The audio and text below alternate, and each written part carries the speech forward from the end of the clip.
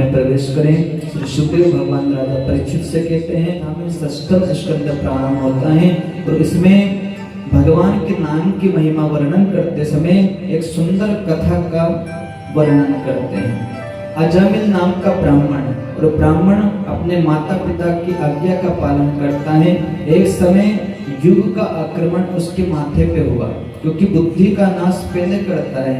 बुद्धि यदि विपरीत हो जाती है तो फिर तरक्की नहीं हो पाती, फिर मार्ग भटक जाता है। जीवात्मा है, और जीवात्मा जब मार्ग भटक जाता है तो उसको समय पर फिर गुरु मिलते हैं, क्योंकि जो बारंबार गलती करे और 100 बार 1000 बार गलती हो जाए फिर उसको सजा मिलती है, और फिर दंड मिलने के बाद फिर गलती नहीं करे उसी को इंसान कहते हैं। और जो दंड मिलने के बाद में भी यदि अपराध करता रहे उसको शैतान कहते हैं। और जो कभी भी अपराध नहीं करें उन्हीं को भगवान कहते हैं, इसलिए भगवान से बोलना है। पर आज अजामिल ने 100 प्रकार की गलती करी, माता पिता को बड़ा कष्ट हुआ। अजामिल ब्राह्मण जरूर था पर मार्ग भटक गया, फिर भी संतों को दया आती है। संत ने कहा कि तुम अच्छा नहीं कर रहे हो, पर उनको क्या सही है क्या गलत है बुद्धि काम नहीं करती है तो फिर उनका दोष नहीं है। ऐसा करते हुए अजामिल पापी हो गया, और जिस समय वो धन कमाने के लिए और वेश्याओं को घर पे रखा, 8-9 बालक हो गए, 10वां बालक गर्भ में था।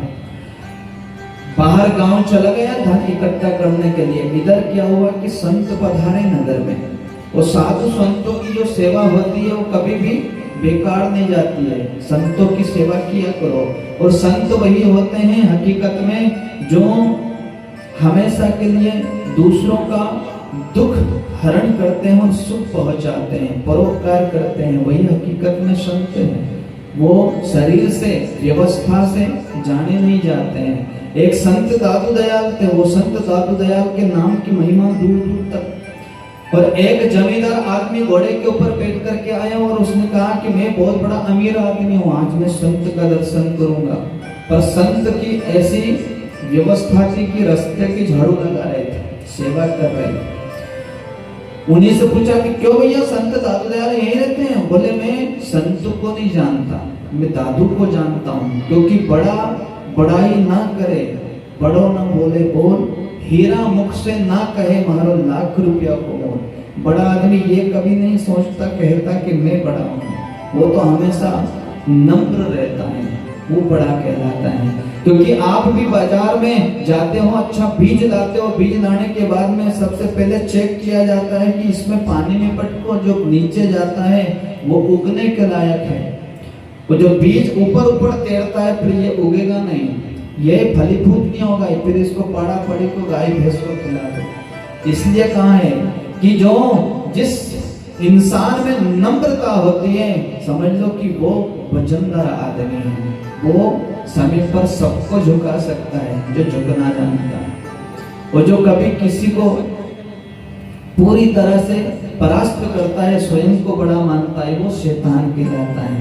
पर आज ऐसे ही अजामिल सब प्रकार से अधर्मी बन गया, अधर्मी की पहचान सब जगह हो गई। साधु संत आए और साधु संत उसी के घर भजन करने लगे।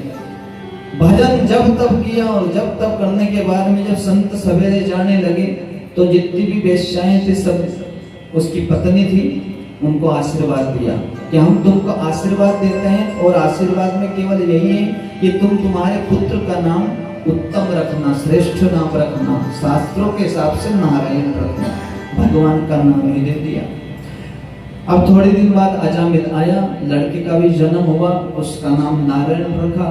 उसके बाद क्या होता है कि भगवान धर्मराज की आज्ञा से यमदूत आए, कोई सिंहासन चढ़ चला और कहीं बंधा जंजीर। पापी जंजीर से बंध करके यमलोक जाता है, और पुण्यात्मा सिंहासन पर बैठ करके धर्मराज की सभा में ससम्मान जाता है। अब इधर क्या हुआ कि वो पापी था, उसको लेने के लिए यमदूत आए, मलमूत्र त्याग दिया, और उस समय अपने बेटे को पुकारा, बोले बेटा नारायण, बेटा नारायण। और भगवान का नाम इस प्रकार अंतिम समय अधम हुम कुत हो या श्रुति गामा, अधम से अधम प्राणी भी मरते समय लेता है तो मुक्त होता है। और जैसे ही दिया तो उसी समय भगवान के दूत भी आ गए और भगवान के दूतों ने कहा कि और भैया क्या ले जा रहे हो, इस जीवात्मा को हम स्वर्ग ले जाएंगे। बोले क्यों? बोले इसने अंतिम समय मरते वक्त भगवान का नाम लिया। नाम का अभ्यास इतना होना चाहिए कि आतुर काल के समय में कोई ले सके, घबराहट के समय। जन्म जन्म मुनि जतन कराई, अंतराम नहीं आवत नाही। जन्मों जन्मों तक ऋषि मुनि खूब जतन करते हैं कि भगवान अंत समय भगवान का नाम ले लें, ऐसा अभ्यास हो जाए, पर वो भी विफल हो जाते हैं। जन्म जन्म मुनि जतन कराई, अंतराम नहीं आवत नाही। आखिरी में यदि मुर्रा भेष की याद आएगा नहीं मरते समय कि भगवान को कहीं होएगा तो उसका क्या होगा, तो अंतिम मति गति वही बनना पड़ेगा। इसलिए गाय का ध्यान करो तो कम से कम वो सदगति हो जाएगी। उस समय अपने बेटे का ध्यान किया, बोले बेटा नारायण, तो उसी समय भगवान के दूत आ जाते हैं और जीवात्मा को छुड़ा दिया। 1 साल की उम्र और मिल गई। भगवान का जब तक पूजन पाठ करने पर कम से कम समय में और परम धाम को निकल जाते हैं। इसलिए कहा है 100 लीटर दूध में 1 बूंद खटाई डलती है तो सब दूध मोटा ताजा होता है, उसके बाद में सारा निकलता है। वो दूध का तेज है, दूध की ताकत है, उसको घी कहा है। इसलिए कहते हैं जब तक खटाई नहीं डलती है तब तक पूरी तरह से सार नहीं निकलता।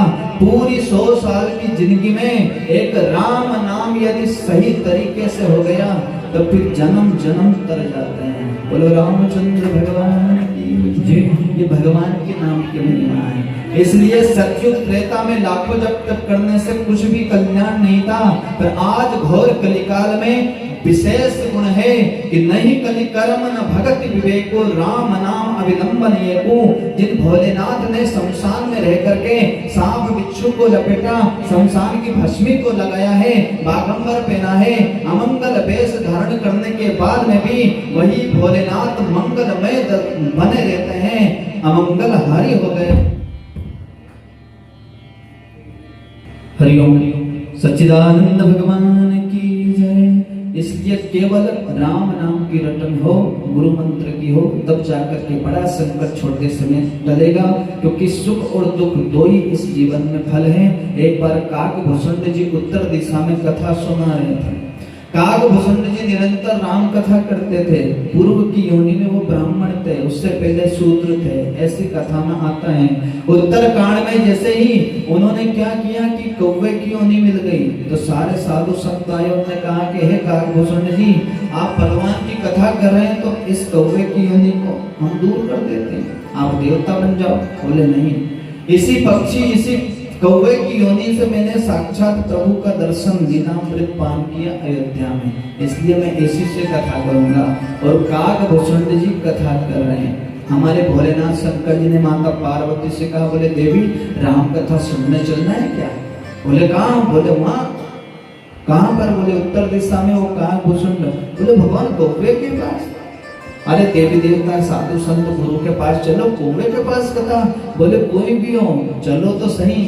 और जैसे ही माँ पार्वती को भगवान भोलेनाथ ले जाते हैं, बोले हमको वेश बदलना पड़ेगा। बोले क्यों? बोले भगवान की कथा के लिए, हमारे इष्ट आराध्य के लिए यदि हम पक्षी भी बने तो चलेगा। तो हमारे शंकर जी और माता पार्वती हंस और हंसनी बन गए और जोड़े सहित कथा में पधार गए। बोलो शंकर भगवान की जय। ये भोलेनाथ की महिमा है। शंकर जी कई बार गए और राम कथा उन्होंने कई बार श्रीमुख से काकभूषण से सुनी है। कई बार पार्वती को लेकर के अगस्त मुनि के आश्रम पे गए हैं, कई बार लेकर के ब्रह्मा जी के पास राम कथा सुनने गए हैं, सूत जी के पास गए हैं। जब शंकर जी जैसे महादेव स्वयं पत्नी को लेकर के कथा में जा रहे हैं अभिमान छोड़ के, तो संत मिलन को चालिए तज माया अभिमान। इसलिए कहा संत समागम हरि कथा, तुलसी दुर्लभ दो या सूतदारा और लक्ष्मी पापी के भी होए। पत्नी भी मिल सकती, पुत्र भी मिल सकता है, पैसा भी मिल सकता है, पर संत समागम और कथा बड़ी दुर्लभ है, ऐसा ऋषियों ने कहा है। बोलो सच्चिदानंद भगवान की